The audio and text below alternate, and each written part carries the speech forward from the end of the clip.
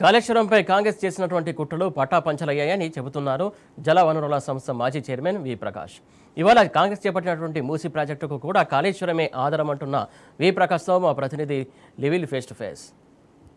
Project అసలు ఖతమైందన్నది కాంగ్రెస్ ప్రభుత్వం. కానీ వాళ్ళు అదే కాళేశ్వరం ప్రాజెక్టుతో జంట జలాశయాలకు నీళ్లు తీసుకోవడానికి శ్రీకారం చుట్టిన కాంగ్రెస్ ప్రభుత్వం కాళేశ్వరం ప్రాజెక్టు సంబంధించి పూర్తి వివరాలను పంచుకునేందుకు మనతో పాటు నీటి రంగ నిపుణులు మాజీ జలవనరుల అభివృద్ధి సంస్థ చైర్మన్ వి ప్రకాష్ గారు. సార్ చెప్పండి, కాళేశ్వరం ప్రాజెక్టు ఖతమైపోయింది, అసలు కాళేశ్వరం ప్రాజెక్టే లేదని చెప్పారు.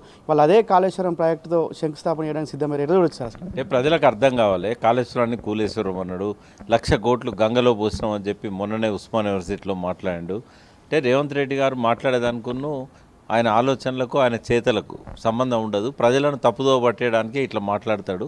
ఇవాళ కాళేశ్వరమే కనుక పనికిరానిది అయితే, కూలేశ్వరం అయితే, కాళేశ్వరం 1,00,000 కోట్లు వేస్ట్ అయితే ఇలా మల్లన్న సాగర్ ఎక్కడి నుంచి వచ్చింది?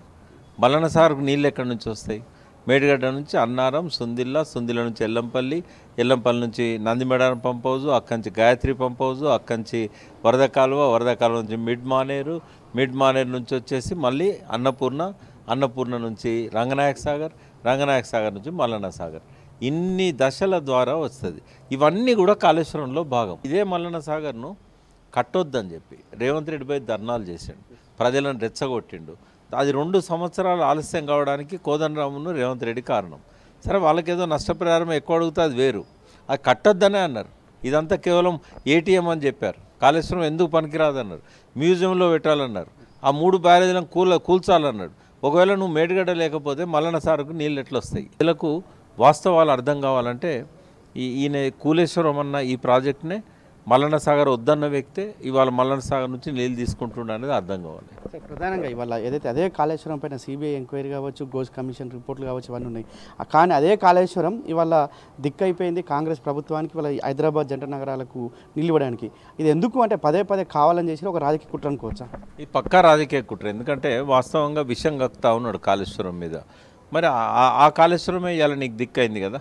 అయితే ఇవాళ గోల్డ్ కమిషన్ అయినా, ఎన్డీఎస్ఏ అయినా, విజిలెన్స్ కమిషన్ అయినా ₹1 అవినీతి జరిగిందని చెప్పలేదు. కాళేశ్వరంలో కొద్ది ఎక్సెస్ పేమెంట్ చేసిన కాడ ఎంక్వైరీ చేయమన్నారు. అదేవిధంగా వ్యాప్కోస్ వాళ్ళు చెప్పినట్టు కట్టలేదు కాబట్టి వాళ్ళ డబ్బులు వాపసు తీయాలని చెప్పారు ఏదో. అవన్నీ కూడా నిరాధారమైన బేస్లెస్ ఆరోపణలను పీసీ ఘోష్ గారు చేశారు. అది నిలబడే రిపోర్టు కాదు. ఫస్ట్ దాన్ని హైకోర్టు కొట్టేస్తుంది. ఇంకా 4 రోజులు అయితే మనకు తెలుస్తుంది. ఎందుకంటే ఆయన సుప్రీంకోర్టు తీర్పులను గౌరవించలేదు పీసీ ఘోష్ గారు, ఆ చట్టాన్ని గౌరవించలేదు, అందులో ఉన్న సెక్షన్స్ను అమలు చేయలేదు.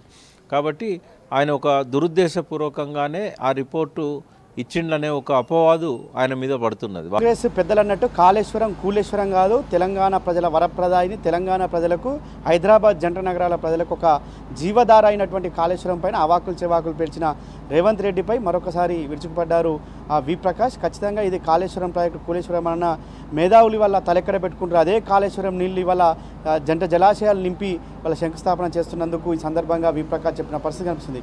కెమెరా పర్సన్ లక్ష్మణ్తో లివిల్ రెడ్డి, టీ న్యూస్, హైదరాబాద్.